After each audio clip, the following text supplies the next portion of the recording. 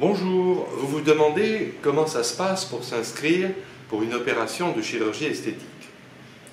Il y a d'abord deux étapes importantes qui sont les consultations. La première consultation consiste à faire connaissance réciproquement et pour le chirurgien de poser ce qu'on appelle l'indication opératoire, c'est-à-dire de déterminer qu'est-ce qu'il faut faire chez vous parce que chaque personne est différente et qu'il n'y a pas deux opérations stéréotypées. Je fais en général un schéma explicatif et vous avez un temps de réflexion, puis il y a une deuxième consultation et cette deuxième consultation vous permet de poser davantage de questions et pour moi aussi de bien préciser ce que je vais vous faire pour ne pas faire d'erreur et pour vraiment adapter l'acte chirurgical à votre problème.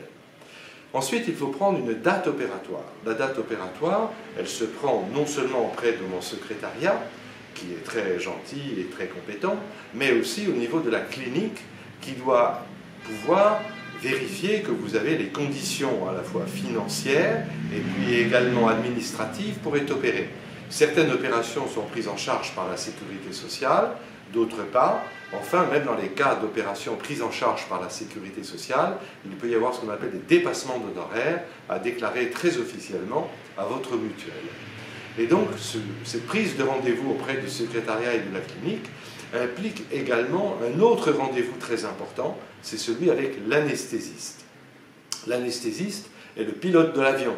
C'est lui qui va vous dire c'est possible ou c'est pas possible de faire une opération qui va durer 1 heure, 2 heures ou 3 heures.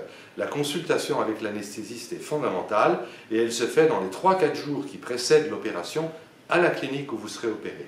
De la sorte, bien sûr, vous aurez un peu d'anxiété avant une opération, mais le fait de savoir où est la clinique, de connaître le chirurgien, de rencontrer l'anesthésiste, de voir qui est derrière les guichets de la clinique, cela va vous donner un sentiment de plus grande confiance. À ce moment-là, l'opération peut être faite. N'oubliez pas qu'avant une opération, il faut pendant au moins 1 semaine avant et 1 semaine après, éviter sucre, chocolat et alcool pour éviter d'avoir trop de sucre dans le sang, car le sucre favorise les infections post-opératoire et c'est une très bonne disposition hygiéno-diététique que d'être bas en sucre un peu avant l'opération et après l'opération. En tout cas, muni de tout cela, vous pouvez affronter l'opération en toute confiance.